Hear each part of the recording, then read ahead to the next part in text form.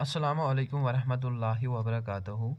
उम्मीद करता हूँ कि अल्लाह ताला के फ़ज़ल से आप सभी स्टूडेंट्स अच्छे से होंगे। अब हम डिस्कस करने वाले हैं development of natural sciences in Muslim Spain, यानी कि स्पेन में जब इस्लामिक एडमिनिस्ट्रेशन इस्टेब्लिश हो गई, उमैयाद्स ने की, उनके अंडर नेचुरल साइंसेज में कौन सी डेवलपमेंट्स हुई, specially in the field of astronomy and medicine. So we are going to discuss about the what kind of developments was made by Umayyads in the field of astronomy and medicine. So astronomy simply क्या है, study of scientific, यानी कि यार scientific study, यानी कि हम बोलेंगे study of moon, study of light, study of measurement. तो अगर हम देखें इस्लामिक गोल्डन एज जब स्पेन में थी, जो कहाँ से स्टार्ट हुई 18th सेंचुरी से लेकर 15th सेंचुरी तक, तो उसमें सेवरल रिमार्केबल इंटेलेक्चुअल और कल्चरल डेवलपमेंट्स हुई सेवरल फील्ड्स में।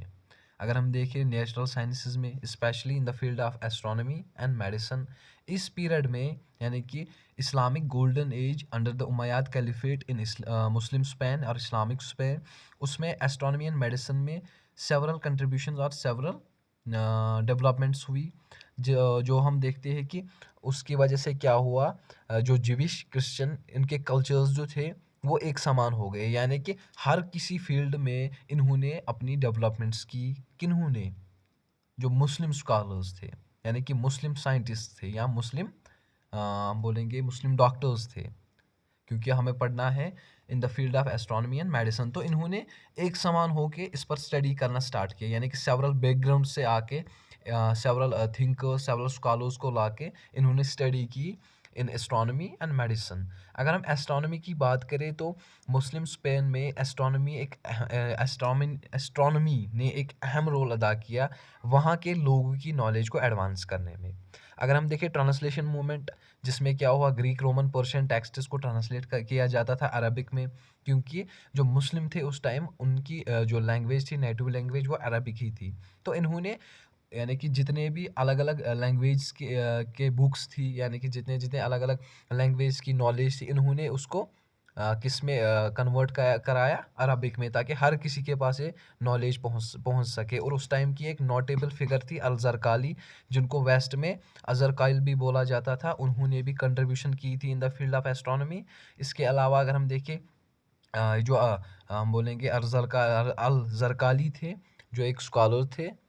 उन्होंने क्या किया, उन्होंने इंस्ट्रूमेंट्स लाइक एलेस्ट्रोलैब या enhancing the precision of astronomical measurements, इन्होंने सेवरल इंस्ट्रूमेंट्स का इजाद किया, जिससे क्या हुआ कि ऑब्जर्वेशन में वो काम आने लगे, यानी कि इन्होंने अब साइंटिफिक स्टडी की, हर एक चीज़ पर इन्होंने स्टडी करना स्टार्ट किया इन प्रैक्टिकल फॉर्म। तो इसके अलावा कल्चरल एक्सचेंज हो गए, यानी कि स्पेन में कल्चरल एक्सचेंज हो गए। किस तरह से कल्चरल एक्सचेंज हो गए? जब एस्ट्रोनॉमी में डेवलपमेंट आ गई तो सेवरल बैकग्राउंड्स के स्कॉलर्स आ गए, को एग्जिस्ट वो हो गए, यानी कि एक जगह वो खड़े हो गए, एक ही छत के नीचे उन्होंने काम करना स्टार्ट किया। तो हर किसी कल्चर से थोड़ा थोड़ा सीखने को इनको मिला, क्योंकि ये साइंटिफिक स्टडी करते थे, हर किसी चीज़ को बारीकी से जानते थे। उसकी वजह से क्या हुआ कि इन्होंने जो कोई भी रिज़ल्ट निकलता था, इन्होंने उसको सिंथेसाइज़ किया। और इन्होंने खाली इतना ही नहीं कि अब हम बोलेंगे कि मुस्लिम स्पेन में जितने स्कॉलर्स थे, खाली उनकी नॉलेज में एडवांसमेंट हो गई, not only in the knowledge of Islamic scholars in Muslim Spain, but also in the European astronomical thought भी इन्होंने अडॉप्ट किया वहाँ, माने कि उसमें भी इन्होंने कंट्रीब्यूशंस की। अगर हम देखें, जो टोलेडो स्कूल ऑफ ट्रांसलेटर्स था, वहाँ पर ये सारे सारे स्कॉलर्स को एग्जिस्ट होते थे, यानी कि एक जगह खड़े होते थे, एक ही छत के नीचे वो काम करते थे। और उसकी वजह से क्या हुआ कि ये जो स्कूल था, इसने भी अहम रोल अदा किया हर किसी बुक को ट्रांसलेट करने में और हर किसी नॉलेज को दूसरों तक पहुंचाने में। तो ये था इंट्रोडक्शन एस्ट्रोनॉमी के बारे में। अब अगर हम देखें कि मेडिसिन या मेडिकल साइंस में कौन सी कंट्रीब्यूशंस की थी इस्लामिक स्पेन में, यानी कौन सी डेवलपमेंट्स हुई थी, तो उसमें भी ग्राउंड वर्क बहुत सारी डेवलपमेंट्स हुई थी, यानी कि नीचे से लेकर ऊपर तक उसमें भी सेवरल चेंजेस आ गई, सेवरल एडवांसमेंट्स आ गई। जो ट्रांसलेशन मूवमेंट हमने पहले ही देखा, तो उस ट्रांसलेशन मूवमेंट में अब मेडिकल साइंस की बुक्स को भी ट्रांसलेट किया जाता था, जिसकी वजह से क्या हुआ कि जो जितने भी मेडिकल इस्लामिक स्कॉलर्स थे, स्पेन में उन्होंने अब हर किसी बात को समझना स्टार्ट किया, यानी कि जो बात उनको पता नहीं थी इस ट्रांसलेशन की वजह से अब वो उनको समझने लगे। और उस वक्त के एक नोटेबल फिगर थी हमारे सामने, इब्न सिना थे, जिसको एविसिना भी कहा जाता था, जो एक ऐसी फिगर थे जिन्होंने कैनन ऑफ मेडिसिन को बनाया, यानी कि कैनन ऑफ मेडिसिन इनकी एक वर्क थी जो क्या बाद में बन गई मेडिकल एजुकेशन की एक कॉर्नर स्टोन बन गई, यानी कि एक अहम पिलर बन गया मेडिकल साइंस का कैनन ऑफ मेडिसिन। और जिसकी वजह से क्या हुआ कि हर कोई स्कॉलर अब इस नॉलेज की वजह से इन्फ्लुएंस, यानी कि उस पर इनका इसका इन्फ्लुएंस पड़ने लगा। अगर हम देखें उस टाइम जो मुस्लिम स्पेन में जितने भी हॉस्पिटल्स थे वो फिर सेंटर बन गए किसका, मेडिकल इनोवेशन के, यानी कि वहाँ पर भी मेडिकल इनोवेशन की जाती थी, हर किसी तरह की मेडिकल इजादात को वहाँ पर फ़रोग दिया जाता था।